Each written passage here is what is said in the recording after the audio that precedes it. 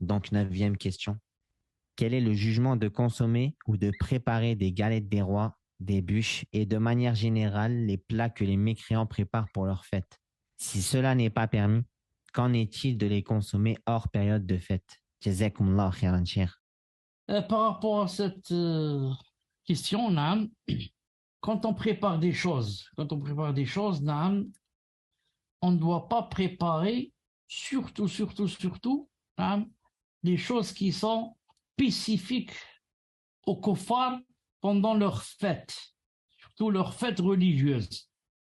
Naam. Mais on prépare yani, des choses qui sont normales, hein, qui n'ont pas de rapport avec cela. Et la deuxième chose, on ne les prépare pas yani, pendant leur fête aussi. Et pendant, yani, quand c'est yani, des choses religieuses ou là. Là. Par exemple, je donne un exemple très simple. Les kuffars, par exemple, pour eux, il n'y a pas un mariage s'il n'y a pas la pièce, ce qu'on appelle le gâteau, la pièce montée.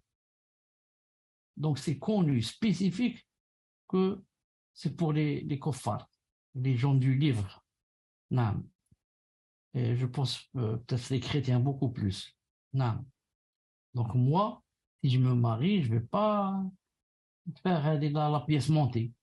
Mais je vais faire des gâteaux que je vais préparer à la maison ou bien en acheter chez le pâtissier. Mais pas spécialement cette pièce montée qui fait partie qui est spéciale pour eux. Non. Ibn Taymiyyah rahimahullah ta'ala a dit, Allah lui fasse miséricorde dans Majmou' al-Fatawa 25, 329. Il a dit, je cite, il n'est pas permis aux musulmans d'imiter les kuffars dans quoi que ce soit lié à leur fête, ni nourriture, ni vêtements, ni lavage. La personne dit, je vais me laver ce jour-là, ni allumage des feux, ni annulation d'habitude. La personne avait des habitudes, il dit, moi je ne fais pas ça aujourd'hui à cause de la fête de Noël ou je ne sais pas quoi. Ni annulation d'habitude telle que dans la vie ou l'adoration. J'ai l'habitude de jeûner le lundi, mais puisque lundi c'est Noël, donc je ne vais pas jeûner. Non. Il a dit, il n'est pas permis de faire un festin, ni de donner ou de vendre ce qui est utilisé pour cela à cette fin. Non. Demain c'est Noël, Noël il mange beaucoup la dinde, je vais vendre la dinde demain. Je vais acheter des dindes et je vais les vendre. Sûrement que ça va marcher car c'est Noël. Ou alors peut-être, je sais qu'ils utilisent les œufs, alors je vais acheter les œufs. Certains ont dit si tu offres un œuf, non. À quelqu'un pour une fête religieuse, certains ont dit ça rentre dans le coffre, un œuf. Pourquoi tu as donné cet œuf? Tu lui as offert. Pour fêter Noël ou je ne sais pas quoi. Non.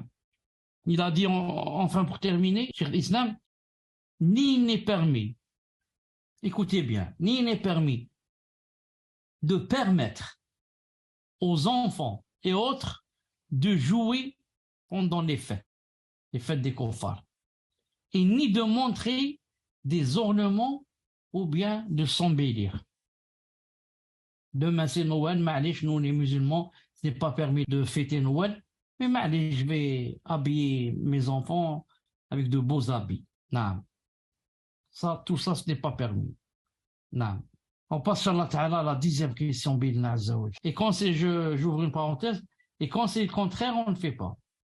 Quand c'est l'Aïd, le grand Aïd, et que ça, dans la sunna et même l'obligation pour ceux qui ont les moyens d'acheter un mouton, là, j'achète pas.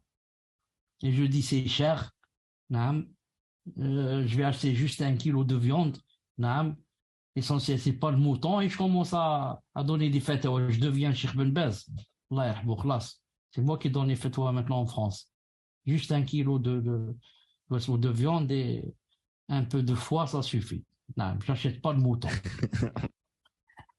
Non, Allah, Allah, Allah, triste réalité, cher, triste réalité. ouais, c'est comme ça, c'est comme ça.